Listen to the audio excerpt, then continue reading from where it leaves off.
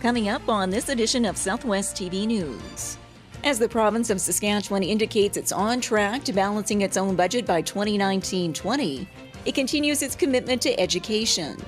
However, in discussions with the Chinook School Division here in the Southwest, this year's increase is still not enough to get ahead. April 21st through the 28th is National Immunization Awareness Week, and healthcare providers are once again reminding you to have all of your vaccinations up to date, from infancy through adulthood. My day, it's unusual hours, but I love it.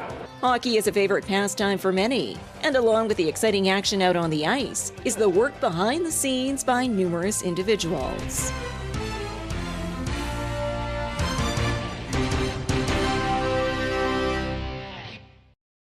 Thanks for joining us here today. Whilst the dust settles on another provincial budget, those in the education sector here in the Southwest are saying they'll have to sharpen their pencils yet again. As the province of Saskatchewan indicates it's on track to balancing its own budget by 2019-20, it continues its commitment to education. This year, investing $1.87 billion into school operational funding, an increase of $30 million or 1.6%. However, in discussions with the Chinook School Division here in the Southwest, this year's increase is still not enough to get ahead. I think we would appreciate the fact that there's more money in education in total. Unfortunately for Chinook, it didn't translate into money for us. We actually see a little decrease in our allocation from last year, about 0.4 of 1%, $260,000 less than we got last year.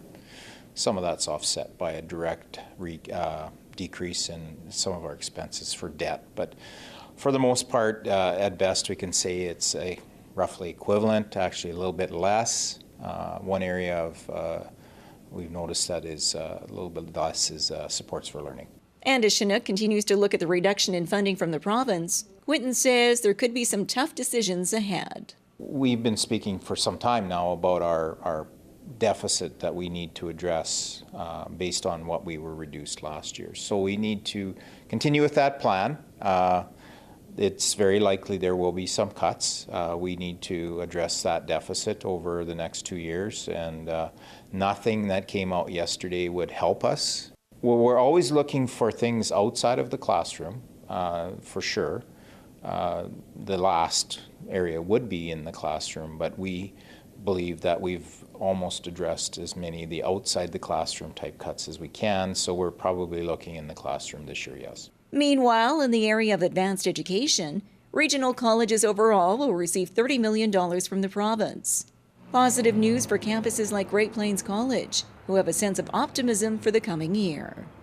It'll translate into somewhat, just slightly over $250,000 for Great Plains College in a couple of specified areas, adult basic education and English language training, and some money for capital maintenance and renewal.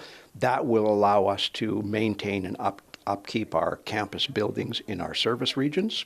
And that's not such a bad thing compared to what we were expecting. Last year was a 5% cut. If we had to look at another 5% cut, we would be taking a look at downsizing programs and services in Swift Current and in our other service regions. We are now in a position where we can walk away from that and start looking at business as usual and maybe take some small steps forward. A complete overview of the 2018-19 provincial budget is available online through the Government of Saskatchewan's website.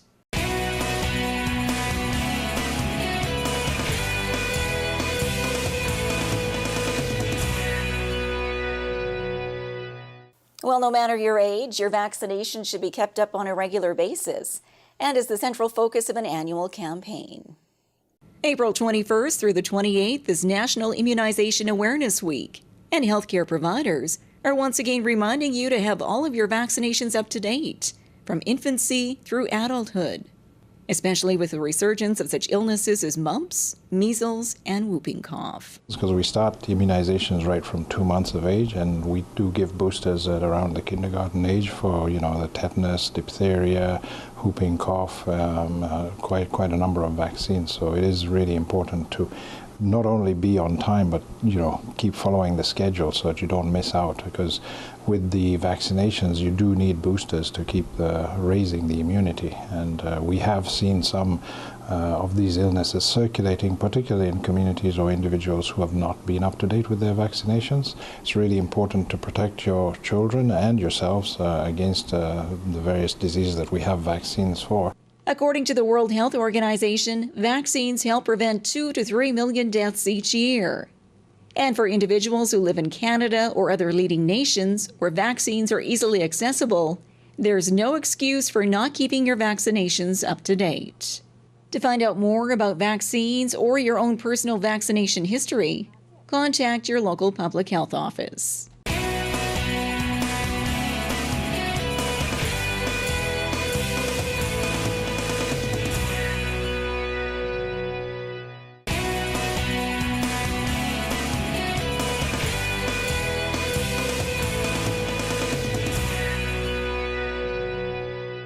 When you come out to a Swift Current Broncos game, the main focus is always on the ice. Yet behind the scenes, there's many individuals who help make the evening a total experience. Hockey is a favorite pastime for many, and along with the exciting action out on the ice is the work behind the scenes by numerous individuals. The concession area at the iPlex is a hub of activity during the hockey season, and during the playoffs, things kick into high gear, with close to 2,000 patrons lining up to buy their food for the night. Nancy Backus is the concession manager, and along with her 21 staff, she runs a well-oiled machine, making sure everyone is served quickly, while going through a high volume of food each game. Probably around 250 hot dogs, same about the hamburgers. Now when Moose Jaw's here, Moose Jaw really eats, so it's always more food when Moose Jaw comes to town. Order extra, throw on extra hot dogs, throw on extra hamburgers, yeah. And they love our steam burgers, but everybody loves them. An all-around team effort, with everyone focused on their individual task for the night, with concessions on both levels of the iPlex. The first and second intermission are the busiest. I'm kind of all over. If they need me in the hamburger, I'm there, or helping the girls run at the tills, running for change, running with popcorn, wherever they need me is where I go. And as the action continues on the ice, game stats are actively being recorded by this team, assisting the on-ice officials. So what we do is we record what's going on during the game. So we have plus minus, we have goals, we record the penalties, we call down with the assists and any minutes that are recorded for penalties, and then also for the goalies as well. So, and this year we were doing also like face-offs, who wins the face-offs, and then shots on net for both sides of the team. And we work together to keep an eye on what's going on during the game. So often, so we have one person calling the game, somebody recording numbers, and then we're watching who's on the ice at all times. And throughout the evening, Brad Trojan is keeping a watchful eye on the game. As the Communications and Community Relations Manager for the Swift Current Broncos, his role takes on several duties, before and into the wee hours after each game. Actually, even before the game ends, I let our guys know on the Bronco bench, and one of our game day volunteers who works on the away side, between the two of us, we speak with each other about who will be the game's 3 stars. And so by the end of the game, we have a decision made, and his job is to let the away team know, and then my job is to let our guys know. So if we have, say, a guy that was named first star or second star, third star, so forth, I let them know. So I make sure they hang out before they go in the locker room. And then when our PA guy announces 3 stars, they all go out and do the little circle and then go back in the locker room. And then I start dealing with post-game interview requests. But once that gets all done, I head back to the office, and usually everybody's home by then. I hop onto the computer, I do the photo library in terms of our action shots from our team photographer. I write the game recap, and I distribute that to all the local media, share it on our Bronco Facebook, share it on the website, share it on our Twitter, and then get game notes and stats ready for the next game, especially if we've got a game the following day. So my day, it's unusual hours, but I love it. A team effort on and off the ice to make the game day experience the talk of the town for all fans in attendance. All thanks to the efforts of approximately 120 volunteers for the Swift Current Broncos.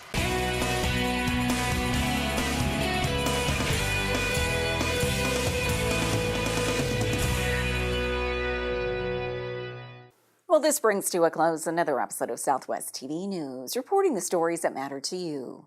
We always welcome your news tips. You can always reach us here by phone at our studio or by email to contact us at southwesttvnews.com.